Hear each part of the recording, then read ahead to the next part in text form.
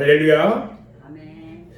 오늘 또 은혜를 사모하며 하나님 앞에 나와 예배드리는 사랑하는 성도 여러분에게 하나님의 한량없는 은혜와 은총이 충만하게 임하시기를 주님의 이름으로 축원합니다.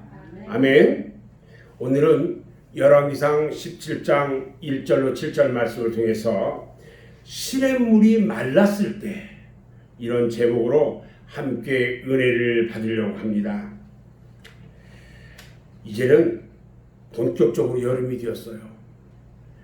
1년 중 낮이 가장 길고 덥다는 하지도 지난주에 지나고 매일 요즘은 30도를 육박하는 더위가 막 기승을 부려요. 너무 더워요.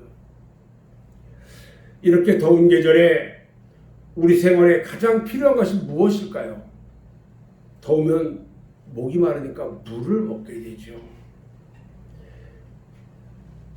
평소에 먹는 물보다 아마 몇 갑절은 물이 필요할 때가 아닌가 생각이 됩니다. 그래서 오늘 저는 비에 관한 말씀을 드리려고 합니다. 오늘 성경에 보면 때는 엘리야 선지자의 활동 시대로 거슬러 올라갑니다. 그러니까 이스라엘 나라가 남북으로 분열이 되고 나눠졌어요. 그리고 북쪽 이스라엘 나라는 첫째 왕 여로보암으로부터 시작해서 우상을 섬기는 나라로 전락을 하고 말았어요. 그래서 대대로 왕들마다 앞에 선왕들이 섬기던 우상을 그대로 본받아가지고 갈수록 더욱 우상 숭배는 극심해지고 있었습니다. 마침내 7번째 왕인 아하왕 시대에는요, 그 도가 지나쳐서 극에 달할 정도가 되었어요. 이스라엘 나라 아합 왕은요, 역대의 어느 왕보다도 악을 행했어요. 악을. 성경에 보니까 뭐라고 기록됐냐면 오므리의 아들 아합이 그의 이전의 모든 사람보다 여호와 보시기에 악을 더욱 행하여 느밧의 아들 여로보암의 죄를 따라 행하는 것을 오히려 가볍게 여기며 시돈 사람의 왕 옛 바알의 딸 이세벨을 아내로 삼고 가서 바알을 섬겨 예배하고 사마리아에 건축한 바알의 신전 안에 바알을 위하여 제단을 쌓으며 또 아세라 왕을 만들었으니 그는 그 이전에 이스라엘의 모든 왕보다 심히 이스라엘 하나님 여호와를 노하게 하였더라. 이 시대는요, 정치적으로는 아주 부패했던 시대예요. 그리고 국민들은요, 그 어려운 상황에서도 우상 숭배로 인해서 그냥 향락과 퇴폐가 아주 만연했던 그런 시대예요. 참으로 국가가 혼란스러운 때였습니다. 이러한 때에 하나님의 부르심을 받은 엘리야 선지자는요, 그 사명을 수행하기가 참으로 어렵기 그지가 없었어요. 참으로 어려웠어요. 마침 엘리야의 시대가 오늘날 우리가 사는 이 시대에 우리가 사는 이때와 흡사하다는 느낌을 줘요. 그 엘리야가 살던 시대가 지금 우리가 살고 있는 시대와 비슷하단 말이에요. 엘리야도 그랬듯이 오늘날 우리들도요, 이 어려운 시대 속에서 참으로 신앙생활하기가 어렵습니다. 그런데 엘리야는요, 훌륭하게도 그 맡은 사명을 잘 수행했어요. 그래서 마지막에 그는 죽음을 겪지 않고 불말이 이끄는 불수레를 타고 하늘로 승천해서 올라갔어요. 어떤 사람은 말합니다. 엘리야는 하나님의 특별한 선지자이기 때문에 가능하지 않았느냐? 이렇게 말하기도 합니다. 그러나 성경 야고보서 5장 17절 말씀에 보니까 엘리야는 우리와 성정이 같은 사람이라 이렇게 기록되어 있어요. 우리와 성격이나 모든 것들이 같은데 그는 죽지 않고 하나님께서 불말에 태워가지고 하늘로 데려갔단 말이에요. 죽지 않았어요. 성경에 보면 죽지 않고 하늘로 승천한 사람이 성경에는 2사람이라고, 또 특별한 사람까지 포함하면 3사람이에요. 한 사람은요, 창세기 5장 24절에 보면 에녹이라는 사람은 나오는데, 이 에녹이 하나님과 동행했다고 그랬어요. 그리고 하나님께서 그를 데려가실 때 이 세상에서 죽지 않고 하나님께서 데려갔어요. 그냥. 그리고 열왕기하 2장 11절에 보면 2사람이 길을 가면서 말을 하는데, 불수레와 불말이 2사람을 갈라놓고 엘리야만 거기에 태워서 회오리 바람이 불면서 하늘로 승천해서 데리고 갔다, 이렇게 됐어요. 에녹과 엘리야가 죽지 않고 하늘로 올라갔습니다. 그리고 한 사람이 또 있어요. 예수님께서 또 모든 사람들이 보는데 그냥 하늘로 올라갔어요. 오늘 에녹이나 엘리야 그들처럼 오늘 우리들도요, 우리들의 사명을 잘 감당하면 아마 살아있는 동안에 주님께서 이 땅에 강림하신다면, 다시 재림하신다면 죽음을 보지 않고 들림받아 승천해서 하늘나라로 올라가서 주님을 만나게 될 줄 믿습니다. 아멘. 그 말씀이 성경 데살로니가전서 4장 16절 17절에 있어요. 뭐라고 했냐면, 예수님이요, 이 땅에 오실 때 주께서 호령과 천사장의 소리와 하나님의 나팔 소리로 친히 하늘로부터 강림하시리니 그리스도 안에서 죽은 자들이 먼저 일어나고 그 후에 우리 살아남은 자들도 그들과 함께 구름 속으로 끌어올려 공중에서 주를 영접하게 하시리니 그리하여 우리가 항상 주와 함께 있으리라. 할렐루야. 아멘. 그리고 또 승천한 뒤에는 하나님이 주시는 의의 멸류관과 생명의 멸류관을 상급으로 받고 주님과 함께 영원토록 함께 하늘나라에 있을 겁니다. 아멘. 디모데후서 4장 8절에 보면요, 이제 후로는 나를 위하여 의의 멸류관이 예비되었으므로 주 곧 의로우신 재판장이 그날에 내게 주실 것이며 내게만 아니라 주의 나타나심을 사모하는 모든 자에게 준다고 했어요. 그래서 우리는 우리 주님을 사모해야 합니다. 아멘. 저는 오늘 말씀을 통해서 엘리야가 어떻게 그 사명을 감당했는지 그걸 생각해 보면서 함께 은혜를 받고 우리의 신앙 지표로 삼으려고 합니다. 첫 번째는요, 엘리야는요, 하나님 말씀대로 순종했어요. 오늘날 신앙생활을 하는 많은 성도들에게 가장 큰 문제가 있다면 바로 하나님의 말씀대로 순종하지 않는다는 겁니다. 성경 말씀에 보면 2가지를 이야기를 해요.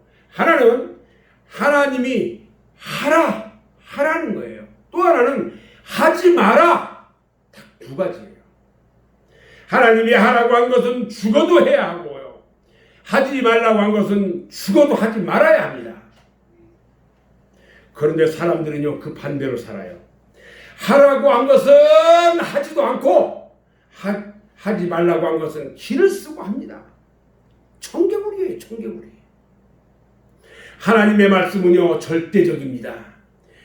사람이 하고 싶으면 하고 하기 싫으면 안 하는 것이 아니에요. 내 마음에 들면 하고 내 마음에 내키지 않으면 안 하는 그런 것이 아니라는 거예요. 내가 일이 바쁘다고 해가지고 하나님의 일을 게을리하거나 방관해서는 안 된다는 겁니다. 다른 무엇보다도 앞서서 최우선적으로 행해야 하는 것입니다. 아멘. 사무엘상 3장 10절 말씀에 보면 하나님께서 사무엘을 부르는데 사무엘아 사무엘아 불렀어요. 근데 사무엘이 뭐라고 대답하냐면 주여 말씀하옵소서, 내가 여기 있나이다, 종이 듣겠습니다. 이렇게 대답합니다. 이 대답은요, 하나님의 말씀이라면 무슨 말씀이라도 순종하겠습니다, 이런 뜻이에요. 내 마음에 들면 하고 내 마음에 들지 않으면 안 한다는 그런 것이 아니라는 거예요. 또 있지요. 디베랴 바닷가에서 부활하신 예수님이 베드로에게 묻습니다. 요한의 아들 시몬아, 내가 이 사람들보다 나를 사랑하느냐? 오늘날 많은 성도들이요, 하나님보다 자신을 더 생각하고요, 하나님의 일보다 자기 일을 먼저 하고요, 자기 주관에 맞춰가지고 하나님의 말씀을 평가절하시키고 그러고 있습니다. 세상 것과 혼합해가지고요, 그 진가를 떨어뜨려요. 그래서 1.1획도 변함이 없는 하나님의 말씀을 적당하게 희석시키고요, 적당하게 범하고요, 하나님께 기도하는 것을 보면 참 욕심 사납게도 많이도 구한다. 말씀대로 순종하지도 않으면서 왜 기도하면서 달라는 것은 많은지요. 오늘 하나님께서 엘리야에게 명령한 것이 무엇이에요? 오늘 1절 말씀해 보니까 엘리야가 아합에게 말하되 내가 섬기는 이스라엘의 하나님 여호와께서 살아계심을 두고 맹세하노니 내 말이 없으면 수년 동안 비도 이슬도 있지 아니하리라. 비도 내리지 않고요, 아침에 이슬도 안 내리지 않는데요. 엘리야 선지자는요, 하나님의 보내심을 받아가지고 이런 악을 행하는 아합 왕을 찾아갑니다. 그리고 앞으로 수년 동안 비가 오지 않을 것을 경고해요. 그리고는 요단 강가에 있는 그리 시내가에 가서 숨어서 지내고 있습니다. 그 당시에 왕 앞에 가가지고 이런 말을 한다는 것은요, 참으로 위험천만해요. 화약을 쥐고 불숲으로 뛰어드는 것과 똑같아요. 그런데요, 하나님의 명령은 어떤 방법으로든지 수행되어져야 하는 것입니다. 지체해서도 안 돼요. 하나님의 말씀은 쉬운 것만 하는 것이 아니고 내 마음에 드는 것만 지키는 것이 아닙니다. 평안할 때만 하는 것도 아닙니다. 한가할 때만 하는 것도 아니고 바쁠 때도 지켜져야 합니다. 출애굽기 34장 21절 말씀에 보면 안식일을 지킬 때 어떻게 지켜야 하냐면 밭 갈 때나 거둘 때에도 지켜라. 무슨 말이냐면 주일은 어떤 일이 있어도 하나님께 예배하고 영광 돌리고 지켜라 이거예요. 지켜라. 바쁘다고 어디 가고 교회도 안 나오고 이렇게 하지 말라는 거예요. 하나님의 말씀대로 지키고 나서는 그 결과를 염려할 것이 한 개도 없어요. 내가 하나님의 말씀을 지키면 걱정하지 말라는 거예요. 왜? 하나님께 맡기면, 말씀대로 순종하면 우리 하나님께서는요, 계산하지 않아요. 축복해 주신단 말이에요. 엘리야가요, 두려움과 걱정이 됐어요. 아합을 찾아가는 것이 두렵기도 하고요, 걱정도 됐어요. 잘못하면 죽임을 당하거든요. 그런데 하나님의 말씀대로 순종했어요. 우리가 잘 아는 요나가 있어요. 요나는요, 하나님의 명령을 받아가지고 니느웨 성에 가서 하나님의 말씀을 외치라고 했을 때에 가면 맞아 죽을까봐, 잡혀서 죽을까봐 근심하다가 도망갔어요. 다시스로 도망갔어요. 그런데 엘리야는 오늘 순종합니다. 그래서 그 결과가 어떻게 된 줄 아세요? 자, 요나가요, 풍랑 중에 도망가다가 풍랑 중에 바다에다 던져버렸어요. 그 뱃사람들이. 근데 엘리야는요, 가서 순종했더니 우리 하나님께서 갈 길을 인도해 주셨고요, 피할 길도 예비해 주셨어요. 오늘 본문 2절 말씀을 보면 너는 여기서 떠나 동쪽으로 가서 요단 앞 그리 시내가에 숨고 그 시냇물을 마셔라. 비도 안 오고 이슬도 없는데 시냇가에 거기 숨어 있으라는 거예요. 그리고 거기 시냇물을 먹으래요. 하나님은요, 한 걸음씩 한 걸음씩 우리를 인도해 주십니다. 아멘. 한꺼번에 많은 것을 주시지 않아요. 마치 계단을 오를 때 한꺼번에 꼭대기까지 올라가는 게 아니라 한 계단 한 계단 순서대로 올라가는 것과 똑같습니다. 우리 성경에 야곱이 있어요. 야곱이요, 루스 광야에서 잠을 잘 때에 꿈속에서 사닥다리를 우리 하나님께서 보여주셨어요. 이것은요, 하나님은 한 계단씩 천국까지 인도해 주신다는 뜻입니다. 우리가 계단 사다리를 하나하나 받고 올라갈 때에 천국까지 올라간다는 것을 그대로 보여준 거예요. 한 번에 점프돼서 가는 게 아니에요. 그런데 인간은요, 자기 욕심대로 한꺼번에 마음껏 요구를 합니다.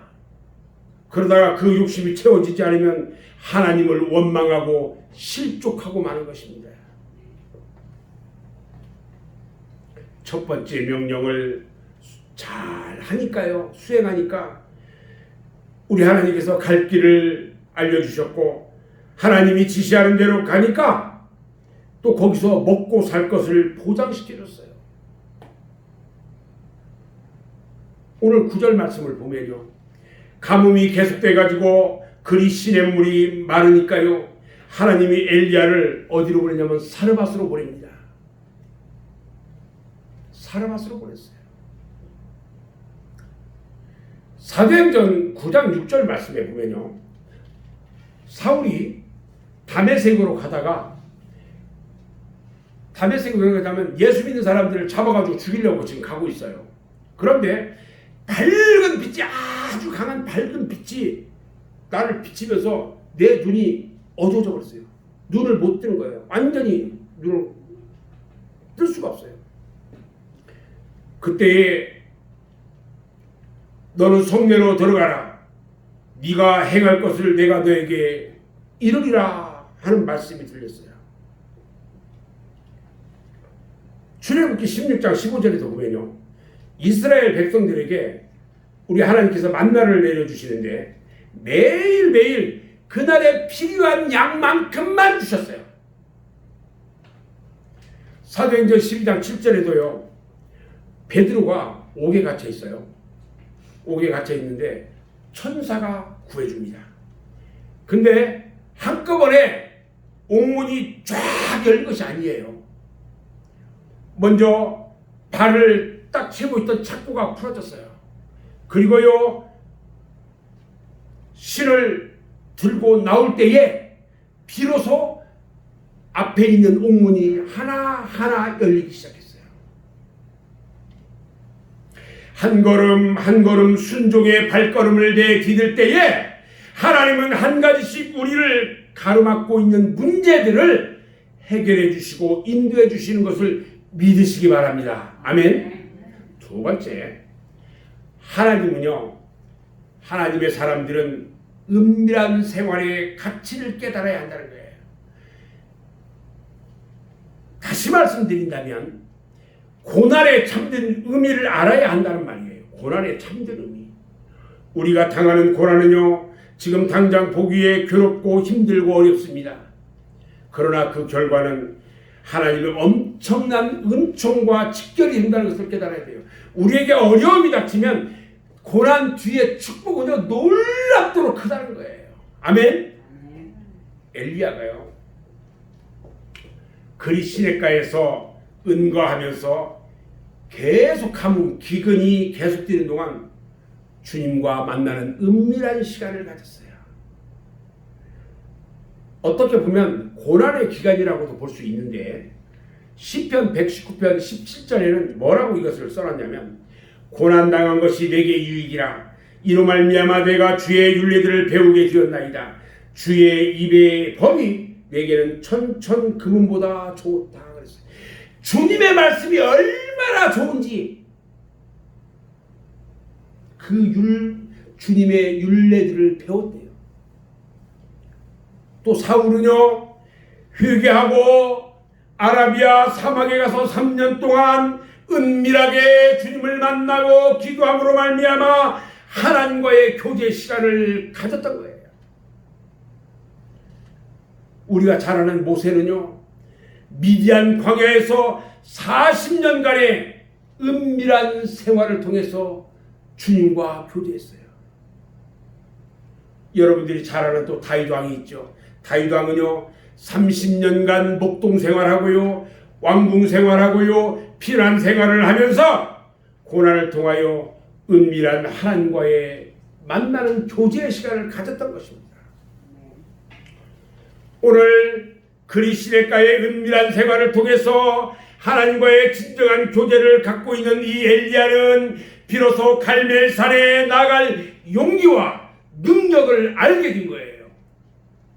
마찬가지로 우리 성도들도요 현재 어떤 고난을 통해서 그리시네가의 엘리야와 같은 은밀한 하나님과의 영적 교제가 이루어지지 않고서는 갈멜산상의 통쾌한 기적의 승리는 이루어지지 않았을 거라는 것을 아셔야 한다는 말입니다.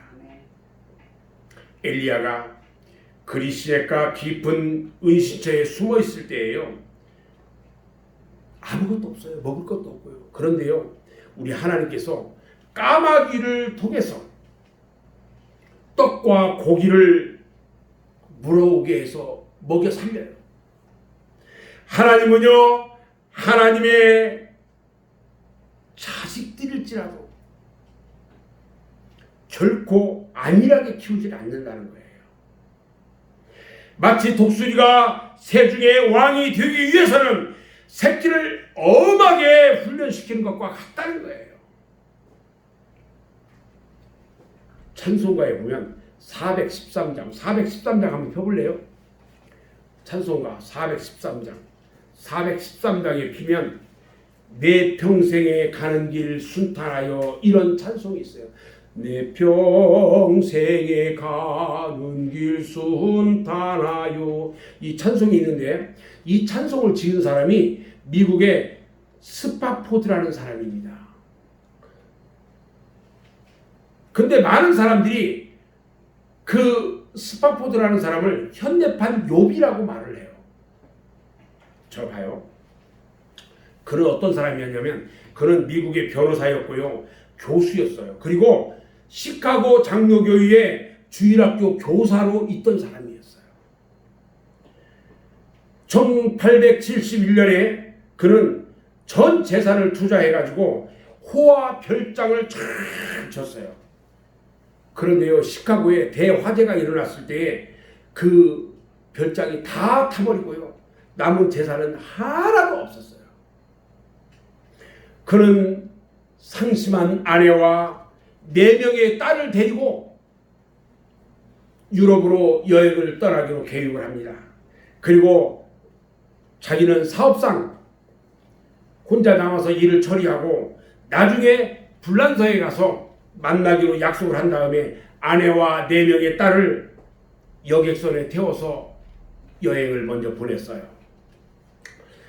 1873년 11월 15일 날 출발했던 그 여객선이 일주일 후에 11월 22일 새벽에 영국의 철선 로키안호와 정면 충돌을 해버립니다.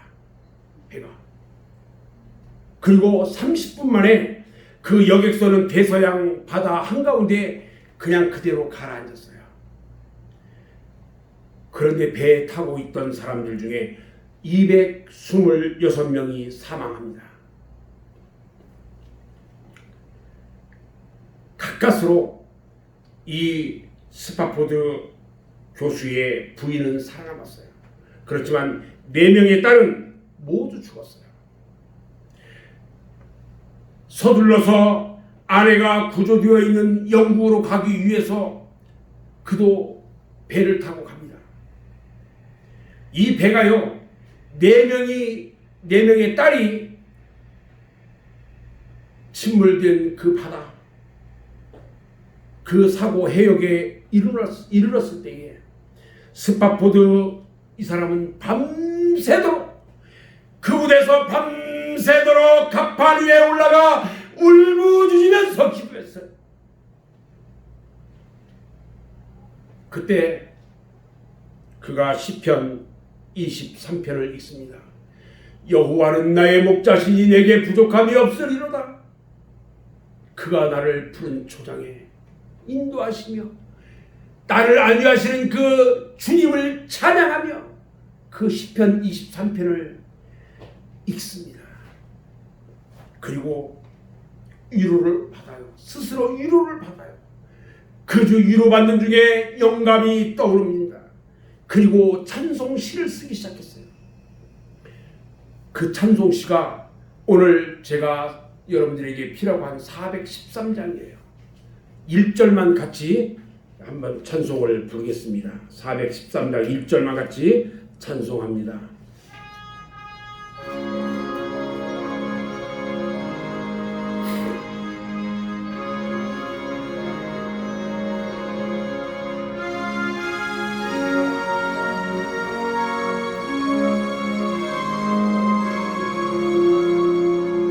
내 평생에 가는 길 순탄하여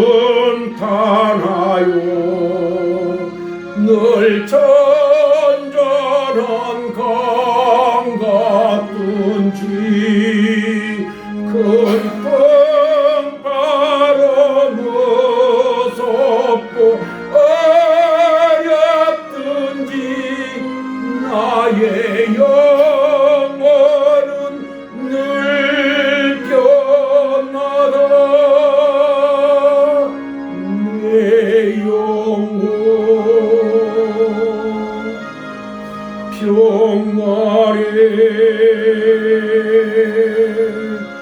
내 영혼 평안해.